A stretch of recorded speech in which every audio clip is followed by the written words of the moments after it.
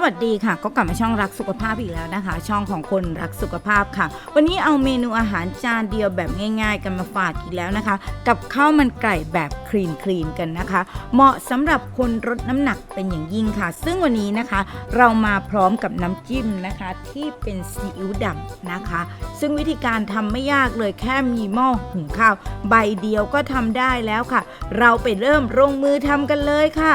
ขั้นตอนแรกนะคะเราต้องทำน้ำซุปก่อนเพื่อจะเอาน้ำซุปนี้ไปหุงข้าวนะคะข้าวจะได้นัวในสไตล์รักสุขภาพกันนะคะซึ่งนะคะเราจะต้องใช้สารปรุงรสน้อยที่สุดนะคะโดยที่เราจะใช้น้ำนะคะเดี๋ยวเราจะต้องไปตั้งให้เดือดและใช้น่องไก่ค่ะ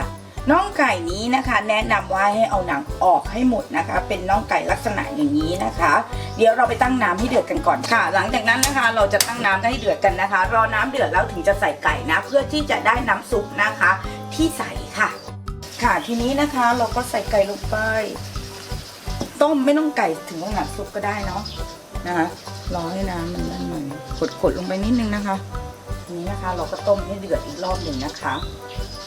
น้ำเริ่มสุกนะเราจะใส่ข้าวกล้องทีนี้เราก็จัดการล้างข้าวกล้องกันก่อนนะคะแล้วถึงจะใส่น้ำซุปกันค่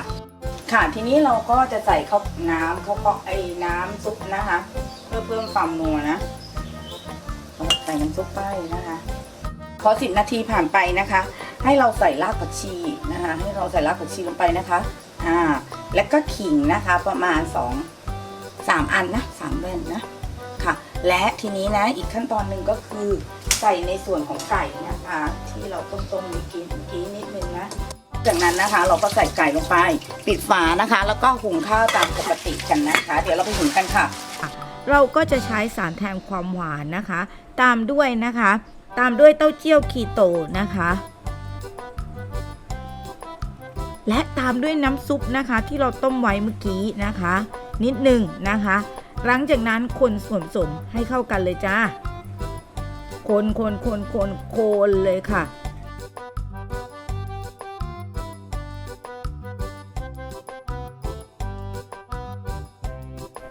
และนะคะตามด้วยนะคะกระเทียมค่ะพริกที่หั่นไว้นะคะ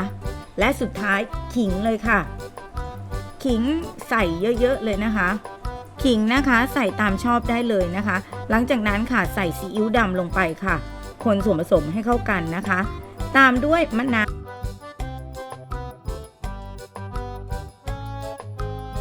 วค่ะบีบตามชอบได้เลยนะชิมรสตามชอบได้เลยนะคะซึ่งบอกเลยว่าอร่อยมากๆเลยนะคะสูตรนี้ค่ะหลังจากนั้นค่ะไปจัดเสิร์ฟกันเลยค่ะเป็นนี่ค่ะเราพอสำหรับข้าวมันไก่คลีนนะคะกับน้ำจิ้มซีอิ๊วดำนะคะแบบทำง่ายๆกันเลยนะคะลองทำดูค่ะสำหรับวันหยุดนะคะบอกเลยเมนูนี้ไม่ควรพลาดนะคะทำครั้งเดียวกินได้ทั้งวันค่ะเราเจอกันใหม่คลิปหน้าสวัสดีค่ะ